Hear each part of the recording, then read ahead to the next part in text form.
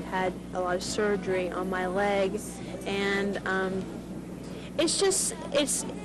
it's really wild to think back to a year ago today and how I was still in the hospital, how I really wasn't walking, and how they said that I may never walk again. There was no way of knowing.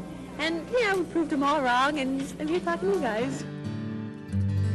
I had a ADM, a stroke on the Schuylkill.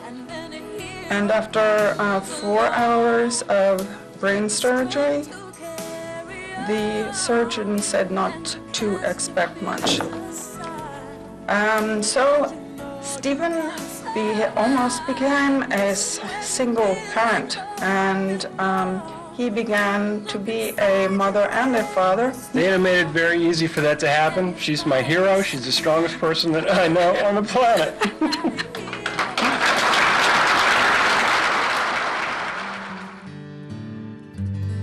We have a special relationship with Trooper Armistead.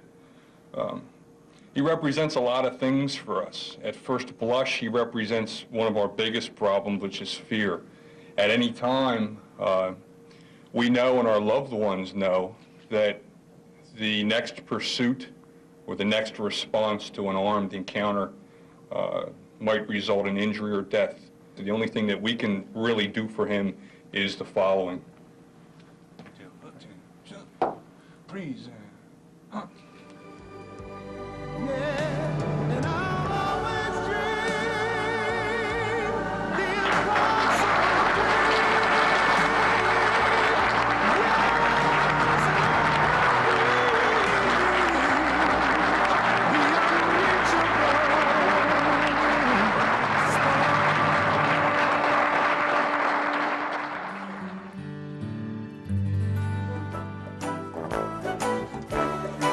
We all know Scott has no social life.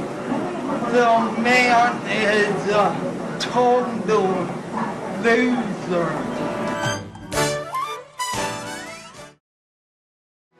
What Debbie did for me in my time fighting back was incredible. I think, again, as I'm here today and I don't need a wheelchair any longer and I use the cane rarely, she has pushed me to that point, and she truly affected my life in a positive way. I mean, there's no way I could thank her enough or express in words how much she has done for me, but she truly had a positive impact on my life. And Scott. You ready? I'm ready. Ever since I met Scott, he has been a positive influence in my life. He's always encouraging and finds ways to make me feel comfortable. Scott? Scott? Yes? You rock.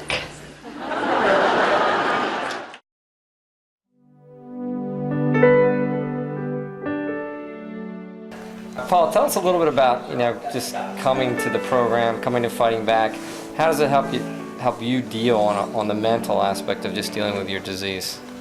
Mentally, it's good because when I come here, I can see that I can still do things. A lot of people at my stage aren't walking. I know it hits everybody differently, but it makes me feel normal. After that, I made my transition to Fighting Back, and this really is the extension of rehab for me. It's not the traditional rehab where you're working on focusing on the leg muscles, but it's just the conditioning that you need to live the life that I have right now. I just look at all the positives I have in my life right now. I woke up out of the coma, was able to really overcome the traumatic brain injury. I'm thankful that I'm just a paraplegic. I see the quadriplegics, and that would be a lot tougher road. I'm just thankful I have the full arm strength, thankful that I have the mind that I have, and It's really easy to overlook not being able to walk if you see the positives in those aspects.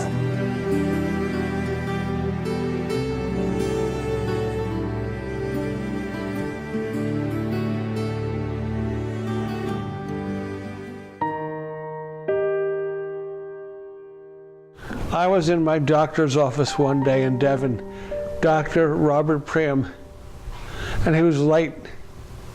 He's never late. And I was giving him a really hard time about being late. He said, "John, I was just with a family whose son lost 2 legs and an arm in Afghanistan." I said, "Dr. Priam, we've got to help. What are we going to do? What can I do?" John Kane's passionate drive to assist injured veterans would bring about his most ambitious project, the Corpsman and the Coach. John put together a team, and there were people that knew the Raffetto family. They came to John. John said, "We need to help." What John did over the next couple of months was, in addition to putting this team together, he inspired us greatly to achieve more than we ever anticipated being able to achieve. I'm a veteran. My roommate died in Vietnam, but he was MIA for 10 years because he must have been someplace he shouldn't have been. He was a helicopter pilot. I later found out he was shot down and killed trying to rescue a bunch of our guys off of a base camp that was being overrun. That deeply affected me. I came home from a war where people thought I was a killer. That deeply affected me also. So to help these young heroes coming home from Afghanistan and Iraq was wonderful, just wonderful.